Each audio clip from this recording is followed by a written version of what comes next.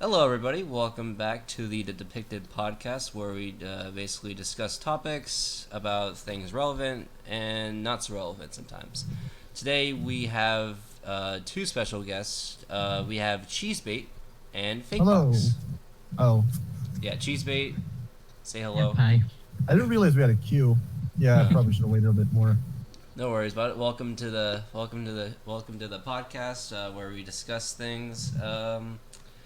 We were deciding on what should be the good thing to talk about, and I just heard about this. There was a Steam mobile console known as the Steam Deck. Yeah, so apparently the Steam Deck is Switch, not Switch. It's Steam's answer to the Switch OLED, which you guys probably know about if all of you guys follow Nintendo. It's basically like the Pro version of the Switch. It has a slightly different design, but it has better features, it has better components and all that. But Steam kind of just came back roaring with the Steam Deck because apparently, not only will you be able to download Steam games and play it offline, apparently it's gonna be you're gonna be able to how do you say it? You're gonna be able to basically break the what's it called, the Steam Deck, jailbreak it so that we can emulate almost anything within reason. Interesting. Yeah, it's crazy. That's definitely gonna be something that's gonna be talked about a lot for sure. I mean, the thing is, like, Steam has controllers and all that, but they haven't really come up with the whole console and everything. So it's kind of coming as a surprise. Yeah, for sure. I don't know. What are you guys' thoughts on it? Mm. It sounds great. I definitely like what it's offering. Yeah. Yeah, it's very very interesting. Oh yeah, Casey's saying in the chat. Yeah, since Steam has basically just been primarily like software based, they've been mostly focused on like game libraries. They're basically they're like Epic Games. They have a wide variety of games that basically shaped the gaming landscape, especially in terms of PC gaming. And Yeah. like now that they're considered a pretty big force, that they're just coming out with a whole new console. Yeah, that's very interesting to hear. I wouldn't really thought like in like this present day that Steam would release something like that. That at least will plan to release something like that. I mean, yeah. I just find it really funny that they kind of just looked at the Switch and said, we like the idea, we like the concept, but let's just like make it slightly better. Yeah. Because like, let's be real here, the devices look basically the same. Mm-hmm. Like Definitely. it's kind of like when Very similar. it's kind of like when the non-Android phones started copying what Samsung was doing. Yeah. See, that's just it. They can do what they want. If customers are interested in getting it, then it's basically it's a win for them. Oh yeah, 100%. I don't know, like, the thing I'm wondering is if a genuine like big number of people are going to be getting the Steam Deck, because obviously people that are a lot more like tech heavy and know what they're doing are going to be able to play with that thing, considering I'm pretty sure the Steam Deck has basically the processing power of an actual like like a low end gaming computer. Interesting. Yeah, I Yeah. probably will not be getting that because I'm more of a Nintendo person, not really a Steam kind of guy. I mean, like, I love Steam and all, like I love buying different games on Yeah, Steam, yeah. trying them out, but like I I'm committed to other things. Yeah. And yeah. Yeah, and then there's the Switch OLED model where it basically just has a kickstand, it has bigger screen. I don't know what else really has I mean, the problem with the Switch is that like the Switch OLED is what the Switch probably should have been from the start. Like I get that like, they had hardware limitations and like they were still probably prototyping the idea of a Switch ever since the Wii U came out, but at the same time, I don't know. The Switch just feels a little incomplete. Like it's really It's sleek, yeah, it's efficient, but it's also, it just feels like it's missing something. I definitely agree with you on that, and Yeah. despite all that, the reason why I don't really want to get it because I have to invest my money in and all that because what uh what I'm seeing here is there's 3 USB ports, Ethernet, another USB-C port, and then HDMI, and then just the price goes up depending on the docking ports or something like that. It's Dude, very interesting. speaking of Yeah. USB-C, like, can I just say USB-C feels like they're just the most efficient anything of all time? Because Yeah. like you know how like obviously there's normal USBs and that's That's how it existed looks. since forever, Mm-hmm. but like they had the micro USB, which like people didn't really like because it was uncomfortable to use. It was really inefficient, and then they just came back with the USB-C, and like, damn, isn't that the most Yeah, it's definitely convenient thing? something. It's definitely like an improvement, I would say. Yeah, I really like USB-C. Yeah. Honestly, all things considered, 64 gigabytes of storage. Oh wait, never mind. You can get 64, 256, or 512. I mean, Yeah. the question is how bulky is it going to be? Because like the main thing about the Switch was that like it's a lot thinner than the Wii U, meaning it's a gamepad that you can still take around and play like any other handheld. Yeah. I would consider it to be like a Game Boy or something. Yeah, exactly. I'm kind of Yeah. interested in how it's gonna. Yeah. Yeah. If we talk about how it will perform, I don't think it's gonna perform as well as like the normal Switch, obviously, because that sold pretty well so far. Yeah, I mean, yeah. A lot of It sales. like prior to like the Wii U, it's like it definitely stepped it up. Yeah, the problem is I feel like they advertised the Switch a little too well. Like when the Switch first came out, it kind of became a flex to own one, and now that everybody owns one, it's just kind of lost its edge. Yeah, it's kind of just like when back in the day it was like when you got one, it's like, oh wow, this is very cool. This is like the next generation console. Then you come into nowadays. There's the competitors who have the PS5, the The Xbox Xbox, One Series X. whatever they're doing. Yeah, it's like Honestly, a series they're adding so something. many. They're adding so many like words and letters. It's just getting so confusing. Like I know. in 100 years, it's gonna be like Xbox Series XXX, little X, big X. This little X. And then there's Google Stadia, which I'm not sure We don't why. talk about that one. Why We it's don't one? talk about Yeah, It yeah. just gonna die like very quickly. Just It's because everybody knew from the get-go what Google was trying to do, and Google knew they messed up from the beginning, but they had to keep advertising it to hope that like the shareholders who invested in it would get something out of it. Like I can't imagine how much Google lost out of that, but I'm also kind of happy because Google never makes any big mistakes. Like the acquisition of like YouTube basically turned Google into a juggernaut. Oh, Oops. uh-oh. Epic. What happened? Well, Epic. Why is Epic in the audience? Epic's in the audience. Oh no! I Right then. Epic, no! accidentally There it misclicked, is. There you go. He's back in the call. so I apologize for that. Inter. Pardon the interruption. I kind of misclicked. Anyways, yeah, this is. Never mind. I was gonna plug my own thing, but that's a little problem. You know what? Since our conversation just got ended abruptly, I was Check gonna out talk about Cheese something. on YouTube. Same with No, Fake no, Box no. if he has a YouTube. I do. I'll link it in the description.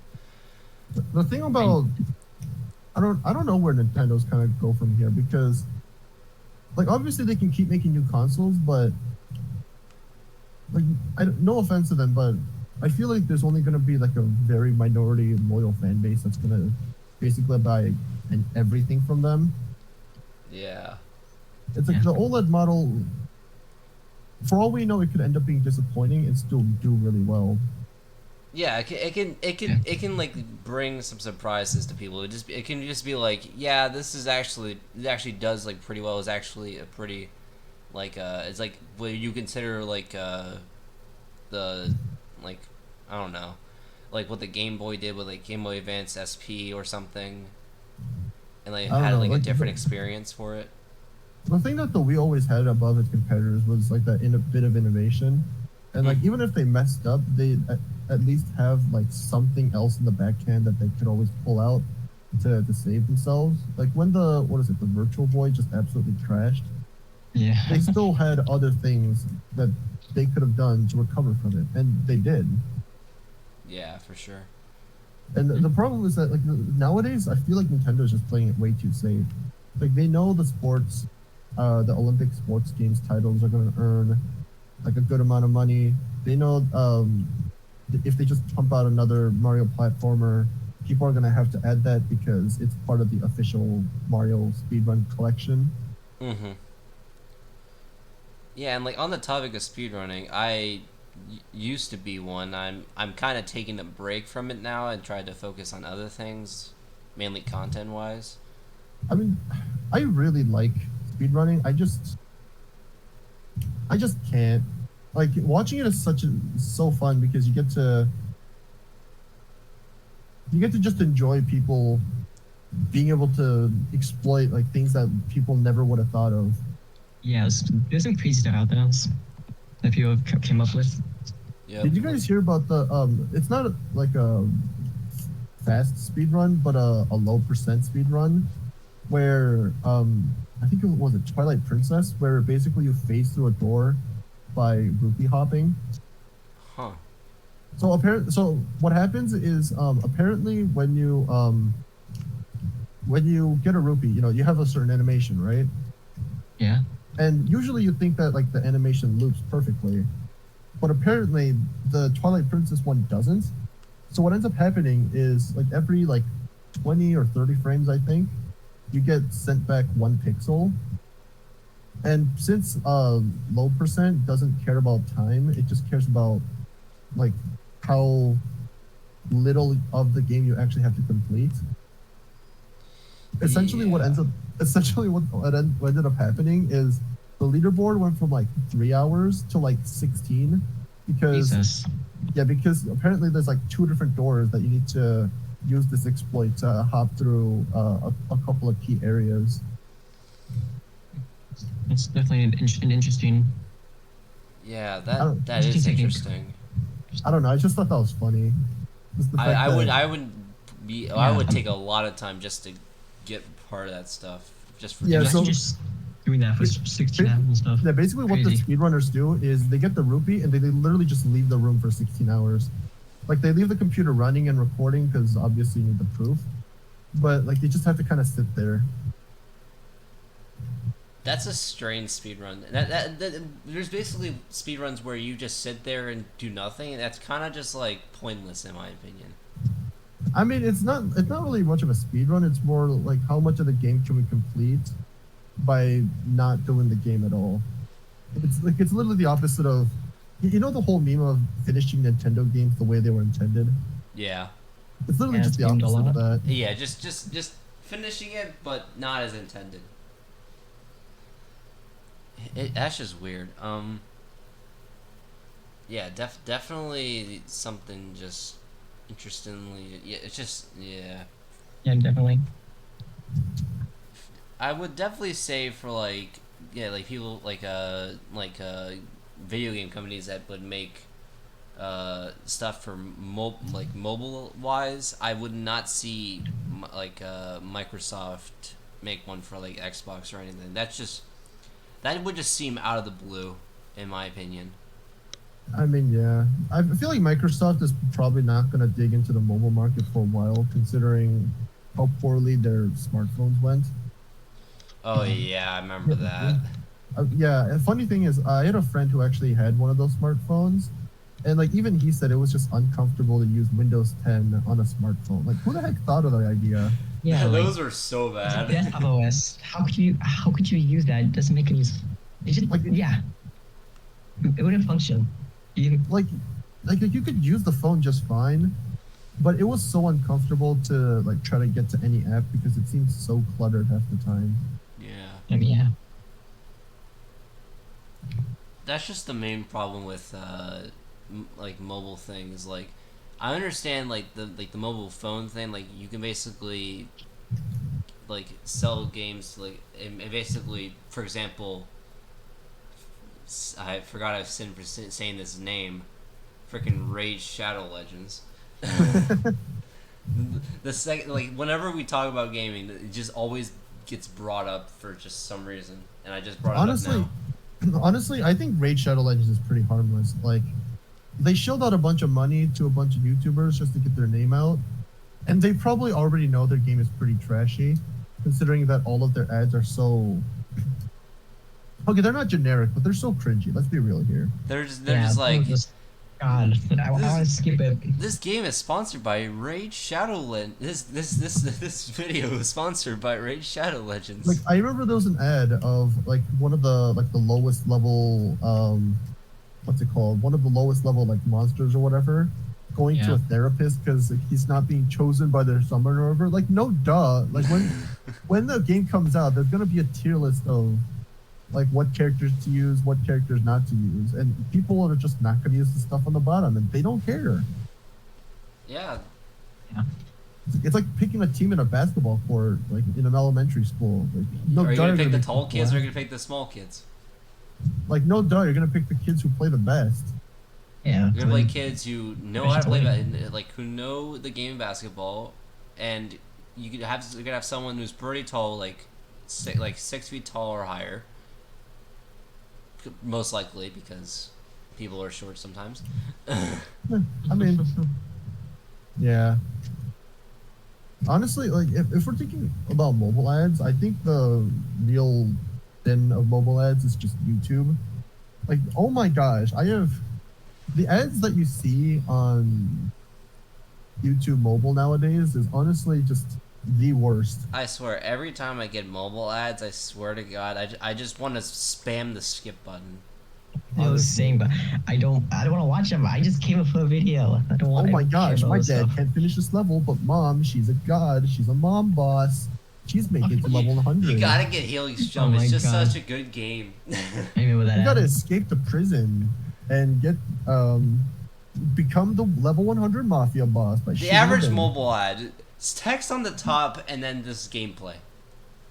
Yeah. Okay. Like, it's honestly like Reddit meme levels of terrible. Some are just so weird and funny at the time. I'm just not really into the mobile scene of gaming because it just doesn't interest me. The only thing I use mobile for is just whenever I use YouTube just to watch stuff. Yeah. It's like I have like 1 or 2 games that I play, but like anything besides that, it's too much commitment for me, and I'm not gonna put that much time into that many games at once. Yeah, I would rather just put into like something else, like more like just one game really, We and something else. Having that much better. Like, I have an entire Switch library to play. Like, I have actual like critically acclaimed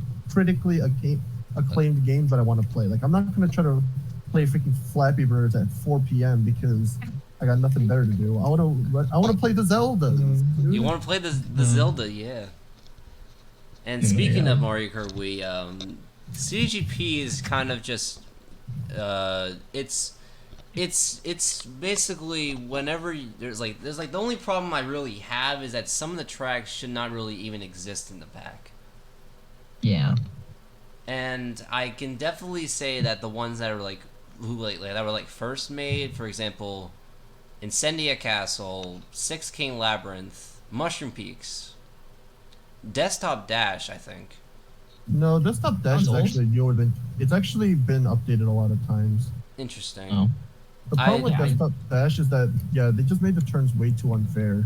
And also the Coconut Mall cars. Why you gotta put the Coconut Mall cars in, man? Or at least why do you gotta make them freaking like 10 times bigger than I know, they were big. They are much bigger than they should be. The problem with the Mario Kart community is that it's like a small high school. You know who everyone is, and like even if you don't, news spreads around fast. Yeah. Yeah, very fast. So like if somebody gets canceled, if somebody did something bad on Twitter, like, everybody knows about it, and Yeah. I don't know how to feel about that. And I was gonna ask you guys a question here. What track would you like that's not in CDGP would you want to add into CDGP? Well, that's a good question. I honestly think we need a better Mario GP track. Like the arcade games never get any love. There was a DK Jungle track, I believe. Was there really? Yeah, I honestly would rather have that one than the Mario Beach yeah. one. I remember Bowser's Castle and Rainbow Road being so much fun. Yeah. There's just so many CTs to choose from. Like you have the ones that are in different mod packs besides CDGP. Yeah. Yeah. Oh, there was this one track that I really loved. I can't remember what it was called, but it was like aquarium themed. Like you could see like the fish and all that stuff. And Super Marine World? Yeah, that. I absolutely love that track. I definitely say that was a good track as well. The problem with that is that it just has it has a bad name. Yeah, Like Super Marine World might need a name change. Like Haunted, I'm pretty sure Haunted Gardens got like 3 different name changes because like people didn't like it. Yeah. But that's such that I want to add it. I just love it. I love its theming. It's just so nice. I saw a track that I would think would be perfect for CDGP. Fortunately, you can't play because I believe it's in beta still. It's known as Seasonal Planet by ZPL. It's basically just goes through the seasons and it's just one lap. I would like to see that track. Isn't there a custom track called like Seasonal Circuit or something like that? Yeah, that one's okay. Did it get removed? I can't remember. That was Seaside Circuit. Because I remember there's a seasonal circuit in CTGP, but I don't remember if it's been removed. I just remember being so. Yeah, it was either Seasonal Circuit or Seaside Circuit. I believe it was Seaside Circuit. Seaside Circuit was taken out. I know that because I was time trialing it with carts and it just disappeared. I don't like Seasonal Circuit. It's kind of boring. Good theming, but it's kind of whenever boring. they replace tracks, they definitely replace the right ones. Because then there's some that just kind of just fell off, or like most people do not want to see them in there anymore. And then there's just ones that are really like exceptionally well made and should be in there. But the problem is the ones that drive the best also happen to be the one that looks the ugliest. Yeah. Like there's very few tracks that like both have good theming, are made well, and actually drives well too. Yeah. And I also right. One of our audience members brings up a good point. Mushroom Mountain. That one should be replaced with that one should replace Mushroom Peaks. I mean, here's the thing though. I've talked to people that are in the council in like picking custom tracks, and like they've talked to Bean before, and Bean already said like he's never gonna get rid of those tracks, and we all know that. Yeah, I mean, they're like a good memory for like being in CDGP for a while, and then if he wants to remove them himself, he can, but he doesn't want to. The problem is like we should only have like a few of those left after a while. Like if you're gonna kick cheeks, then fine, but like you shouldn't have Six Kings Labyrinth alongside it because they're both a relic of the past. They both have way too many bean corners. At least update them into like something new. Yeah, because even 16's Labyrinth has an updated version, which is funny. Yeah, honestly, tracks need downscaled. It's way too big. And yeah, plus being corners. I mean, out of all the tracks that came from there, Incendia Castle isn't terrible, but Incendia Castle only has one bad turn. Yeah. Yeah. It's just I just don't really see most of the point, and then there's just some tracks that are still in for some reason, and I don't understand why, and they're just not made by Mr. Bean, they're made by other people. Why is ASDF course in the pack still? Yeah, that makes no sense. I don't know. The funny thing is, they try to improve it by changing it from 3 laps to 5 laps, but then it just turned into another SNES track. Yeah, and it's just like, why another SNES track? Can it be something else? It's like fun. Like I get why you want a 5 lap track, but no, thank you. Yeah, it's And just they made it. The person who made the track made it in MS Paint.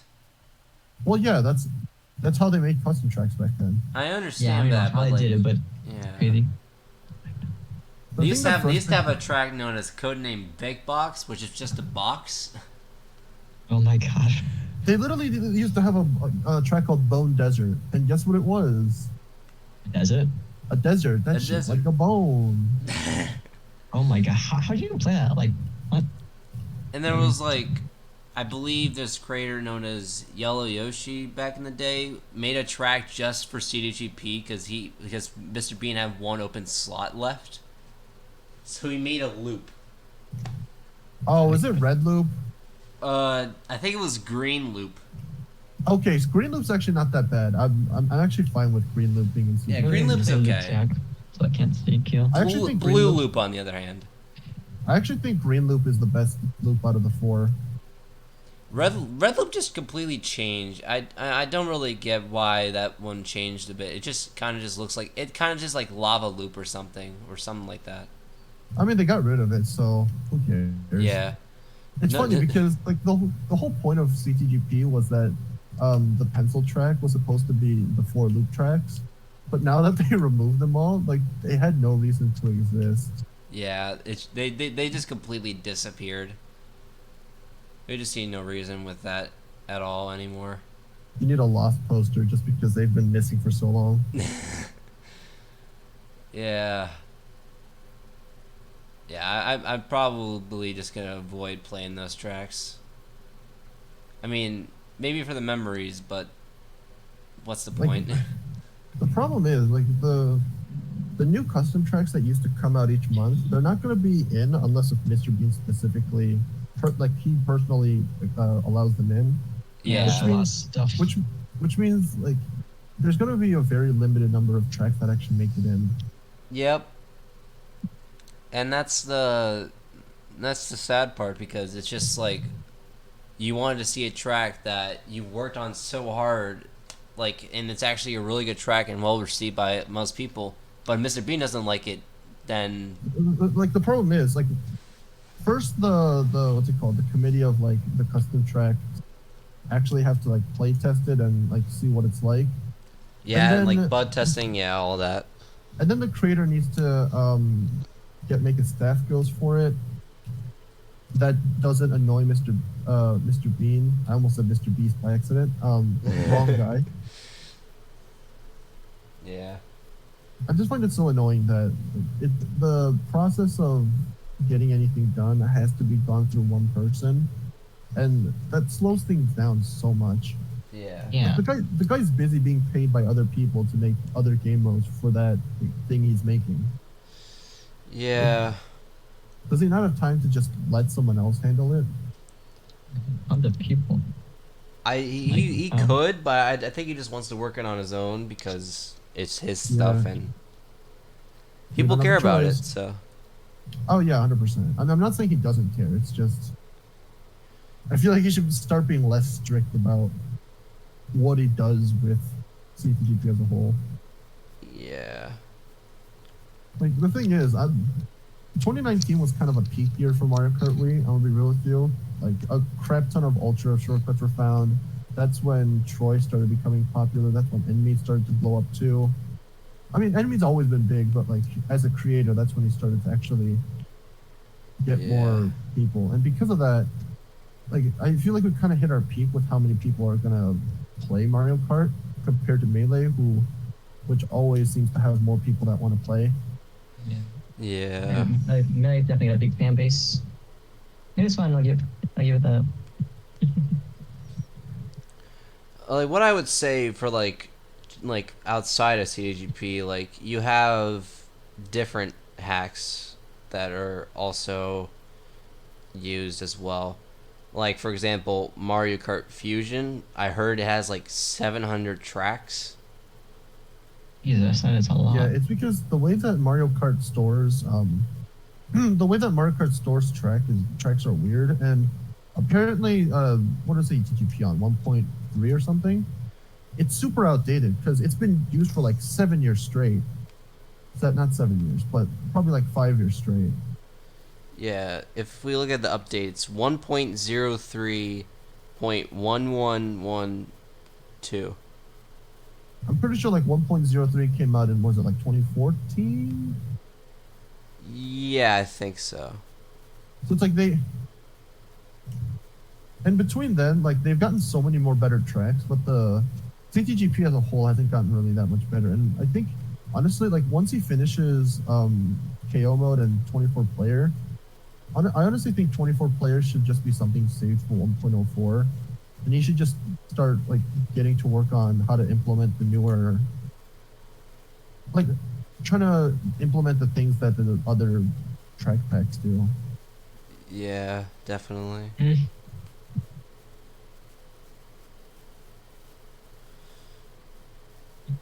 Yep. I mean, that is if 12 player mode. I want to get it finished. It's been out for a while.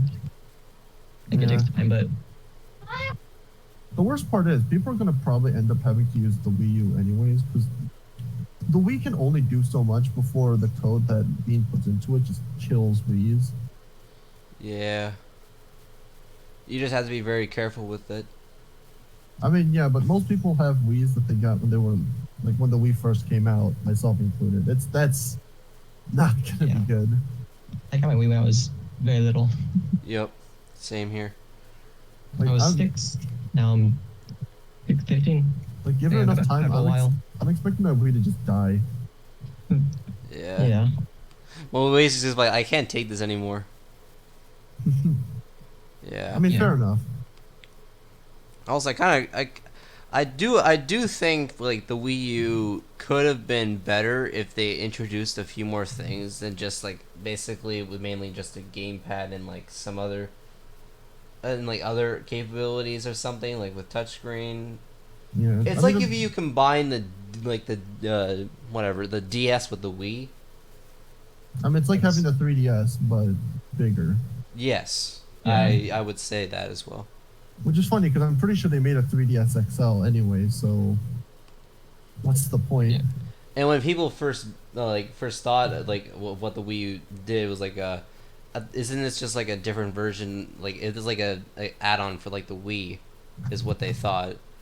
Because if so, then like people are not gonna be interested in buying it because it just doesn't seem like the next generation console. Especially when it just uses the name of something before. Like that's why I was kind of hesitant towards getting a 3DS, and I still haven't gotten one for a different reason. But like the 3DS gimmick was great, and I get that it runs better. But like at that point, like I'm fine with having my DS Lite or DSi XL. Yeah, there's just they make a bunch of like stuff. It's like whatever you like a music like gets released or something like some new like a new track whatever people listen to, and then they just remix the song, and that's just like they try to make it better. It's kind of like that with like gaming, like new gaming console stuff. Yeah. Because most people are not gonna for example, not listen to it being like not really play that type of thing, because only if they didn't get it the first time it'd be like, oh, this is more suitable to my type of gaming, I'll get this version instead. Yeah. Yeah, for definitely. It's just definitely like okay. Like it just kind of feels like Nintendo lost their identity until the release of the Switch. Yep. In a way. They were doing well with the Wii, and then they tried to, and then Just Dance tried to keep the Wii alive, and I think it still is trying to keep the Wii alive, even though it already is alive with Wii still. It's not just the Wii though. Like the Wii modding scene is surprisingly active. Yeah. Yeah, it really is. It make it into something even better and better as we progress. Yeah, as we progress. As we progress. Oh my god, the pun. I'm sorry, I heard it and I couldn't not say it.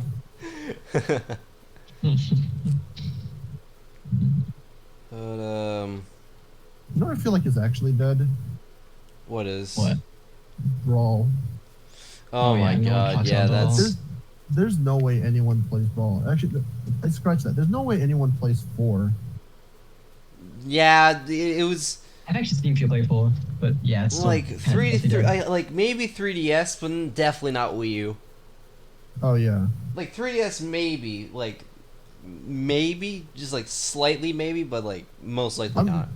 The thing is, the 3DS version was so much worse than 4 in every way, except for Bayonetta, because Bayonetta just completely destroyed the game. It was on a handheld, so there's limitations.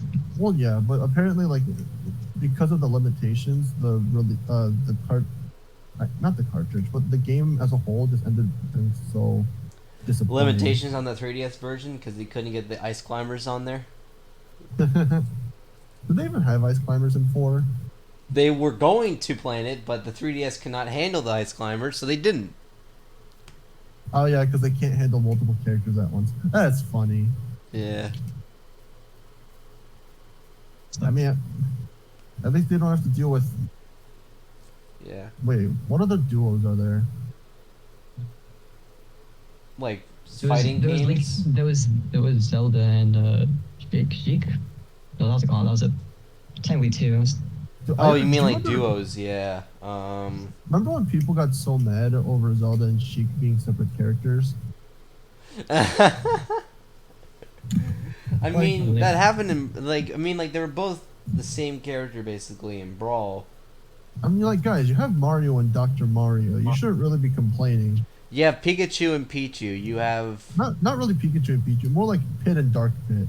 yeah, Pit and Dark Pit. Basically the Echo Fighters. But here's the thing, though. There's a bunch of Echo Fighters that aren't actually Echo Fighters. Like, I'm pretty sure, what's his name? Marth and Lucina or No. Roy and Crom? Crom is a echo of Roy, even though they don't really. I mean, they have a lot in common, but they're not really that common. Yeah, and back on like the topic of the Wii U, when it first came out, it was like this the stuff that really like brought the Wii U's attention for the first part was like Nintendo Land, like. I think New Super Mario Bros. U was kind of just like, oh yeah, there's a new version of like basically the Wii version except better. Yeah, wasn't like first like Mario Bros. Like the new games. I mean, like the first few years, it did pretty well, but like 2016, it was just like, yeah, we're done here.